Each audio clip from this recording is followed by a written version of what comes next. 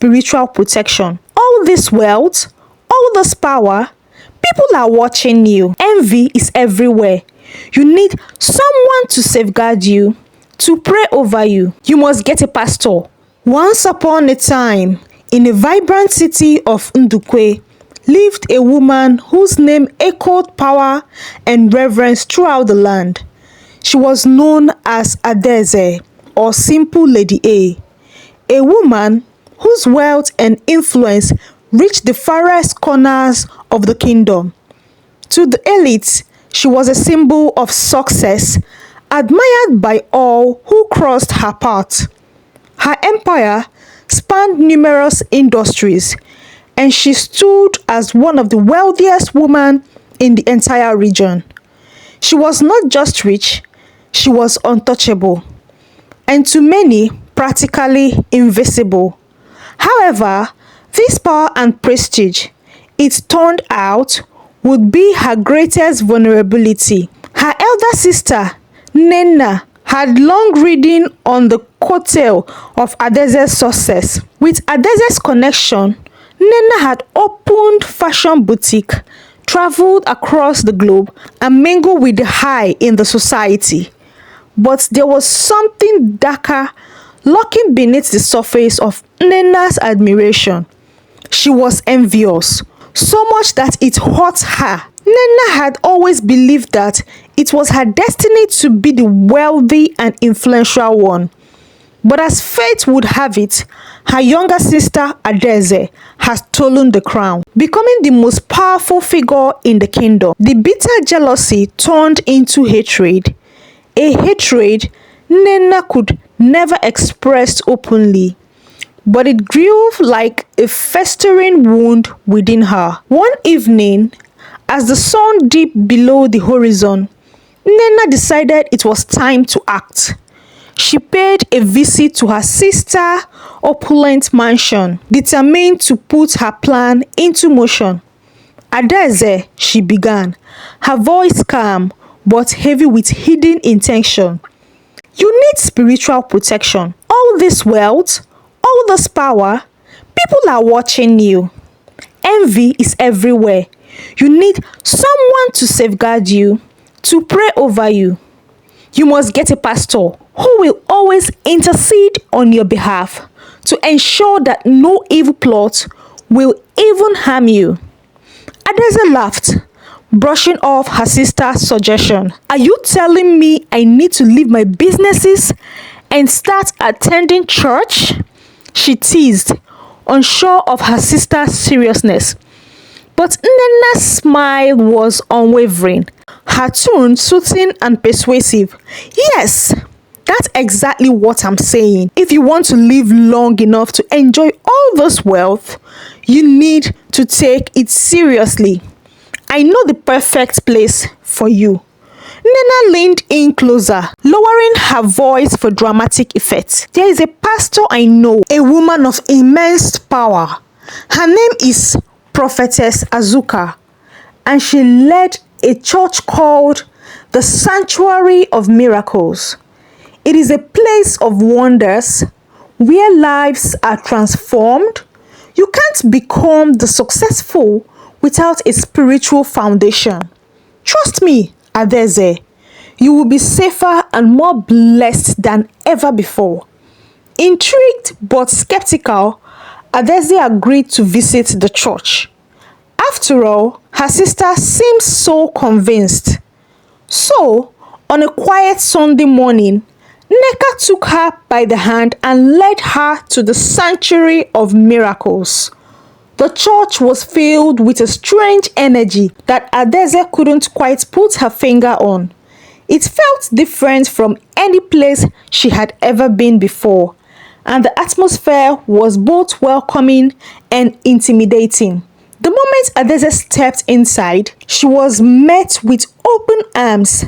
The congregation seemed to part in awe as she entered, and a special chair was quickly prepared for her at the front of the church, right next to the altar. It was a chair only for the most important guest, reserved for those whose wealth and influence demanded reverence. Adaeze, flattered, sat down as the congregation whispered about the arrival of a mighty lady. From that day on, every time Adaeze attended church, she took her place on that chair. Prophetess Azuka, a woman of striking presence, would call her out during the service, delivering prophecies and words of encouragement. God is about to elevate you even higher, Azuka would proclaim, her voice booming through the church. And Adaeze, swept up in the moment, would nod in agreement. Azuka's word seems to hold power, and for the first time in years, Adaeze felt truly seen. Soon, Azuka's prophecy turned into requests for financial contributions. At first, it was a modest sum. Sow a seed of 10 million naira to break the curses that haunt your foundation, Azuka suggested with a smile. Adaeze hesitated, but the words rang in her ears like an unavoidable truth. She paid. Then came another request, this time for 15 million naira, to protect her business from the evil eyes that lurked in the shadows. Watching her every move, Nena, always by her side, assured her that it was necessary. No amount of money is too much if it means protecting what you have worked so hard for, Nena would say, her voice laced with a sense of urgency. And so, Adaeze gave. The donations became larger and more frequent. Another 20 million to secure her destiny from spiritual attacks. And then, another 30 million to safeguard her family's future. Each time, Prophetess Azuka's word resonated deeply within her fears, and Adaeze felt an overwhelming need to comply. After all, no one could avoid to risk losing everything. Weeks passed, and the sums of money grew until Adaeze could hardly keep track of how much she had donated. But no matter how much she gave, Azuka always seemed to demand more. You must continue to sow seed if you want to maintain your power, Azuka insisted, her voice growing more insistent with each meeting. Nena, ever the supportive sister, encouraged Adaeze's every step of the way. You are not just anyone, Adaeze. You are the most powerful woman in the kingdom. If anything happens to you, everything will fall apart, she would say, filling her sister's mind with fear and doubt. Adaeze, overwhelmed by the pressure, found herself trapped in a circle she no longer escaped. What Adaeze didn't realize was that Nena's true intentions were far darker than she could ever imagine. Nena, whose jealousies had festered for so long, had set her sights on taking Adaeze's wealth for herself. She had carefully made the entire charade, knowing that the more Adaeze gave to Azuka, the more vulnerable she would become. Slowly but surely, Nena had entangled her sister in a web of manipulation, feeding on her insecurities and her fears. As the weeks turned into months, Adaeze found herself drained, not only of money, but of her energy and will to resist. She had become a puppet, her strings pulled by the very people she thought were looking out for her best interests. The once confident businesswoman now found herself constantly on the edge, her every move detected by the whims of Prophetess Azuka. But deep inside, Adaeze knew something was wrong. The more she gave, the less she felt in control. The fear and pressure began to take their toll. Her health started to decline, and her empire, once thriving, began to show signs of strain. The businesses that had once flourished under her care were now faltering, and Adaeze's empire, built on years of hard work and determination, was crumbling. As the truth began to dawn on her, Adaeze realized the gravity of her situation. She had been manipulated, not just by Nina, but by Azuka as well. The spiritual protection she had sought had become a carefully crafted illusion, a trap designed to bleed her dry. What she had once thought was a safe haven had turned into a dangerous cult of greed and deceit. But Adaeze wasn't a fool. She wasn't going to let everything she has built fall apart without a fight. It was time to take control of her life again.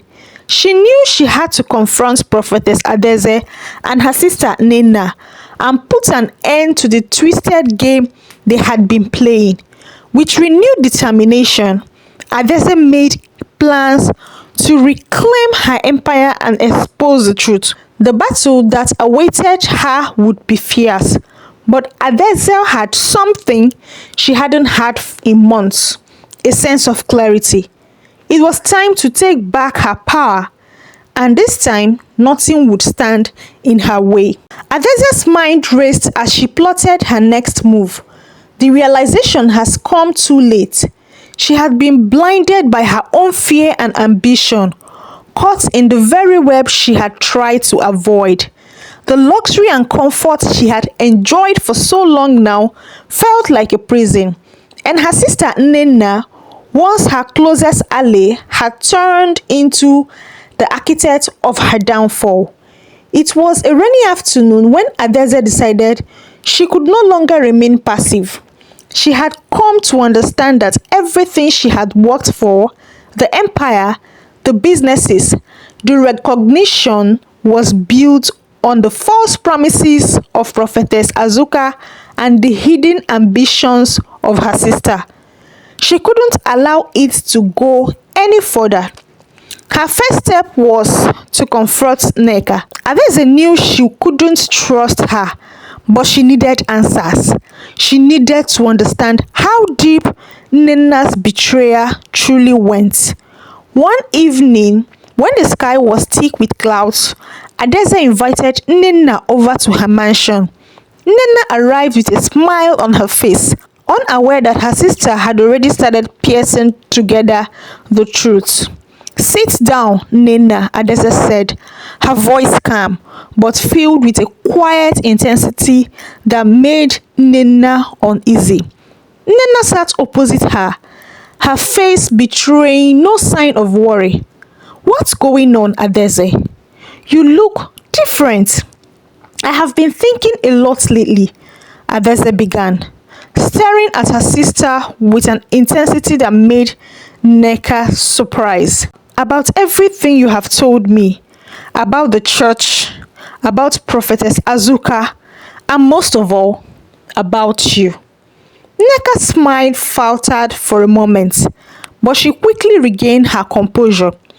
"Adaeze, you have been under a lot of pressure. You need to stop worrying. I'm just trying to help you." "Help me?" Adaeze said, leaning forward. "Help me by draining me dry? You have used me, Nina.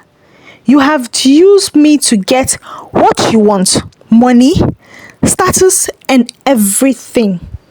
And all along, you have been secretly plotting behind my back.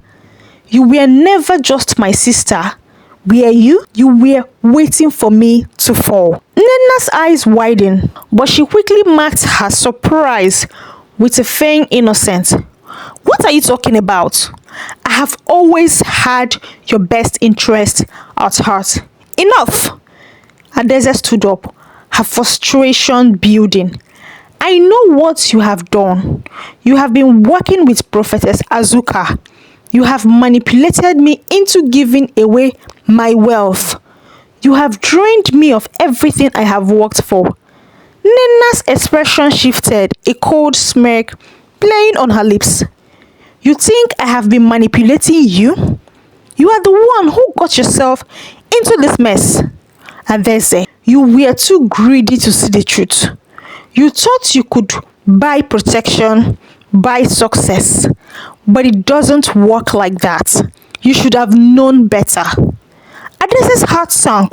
She realized then that Nnenna wasn't just her sister, she was her rival, her enemy.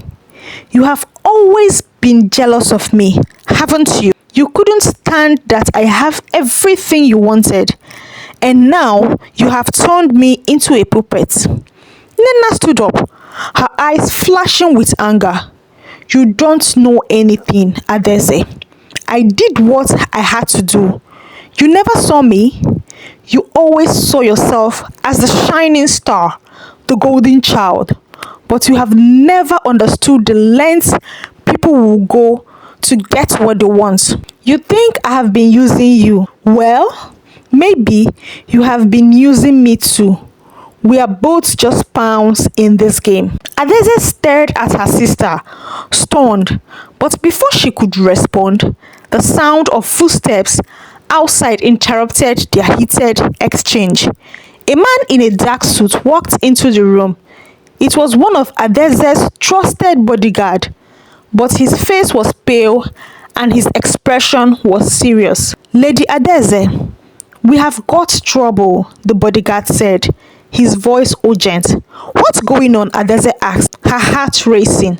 The bodyguard's gaze shifted to Nnenna and back to Adaeze.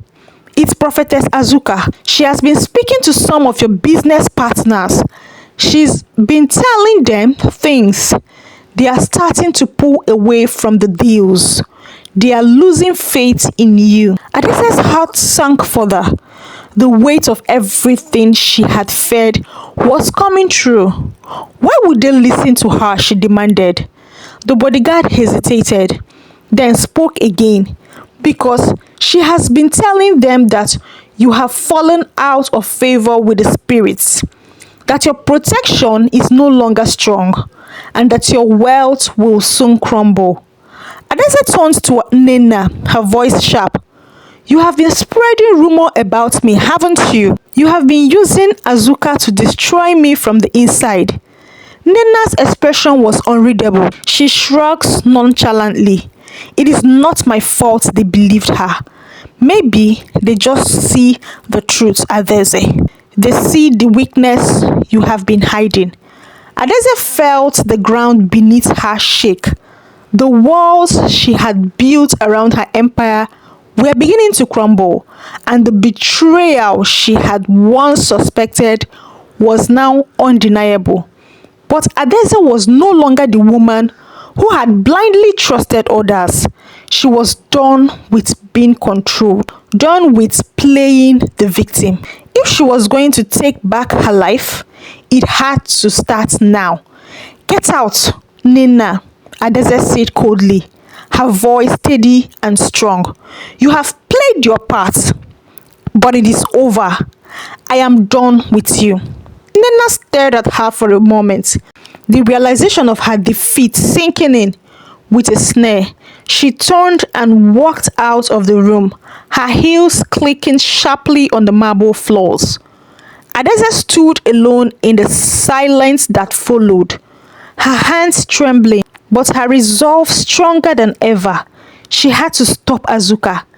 She had to expose the charade that had been taking place under her nose. And most importantly, she had to reclaim everything that was hers. Adaeze's first move was to confront Prophetess Azuka. She knew she couldn't do it alone, so she called on her most trusted allies, the ones who had stood by her through thick and thin. Together, they gathered the evidence of Azuka's manipulations, the false prophecies, the lies, and the money that had been siphoned from Adaeze's account. The confrontation between Adaeze and Prophetess Azuka was explosive. Azuka, who had always held herself as an untouchable figure, was now trembling with fear. The truth has come to light. and Adaeze's power was more formidable than ever. In front of the crowd of witnesses, Adaeze exposed Azuka's deceitful ways and made sure she would never again be able to prey on anyone's fear. With Azuka's fall came the collapse of the church. The sanctuary of miracles was shut down and its followers dispersed, many of them realizing that they have been part of this dangerous cult. As for Nneka, she disappeared from the public eyes, her reputation forever tarnished. Adaeze, though scared, emerged victorious.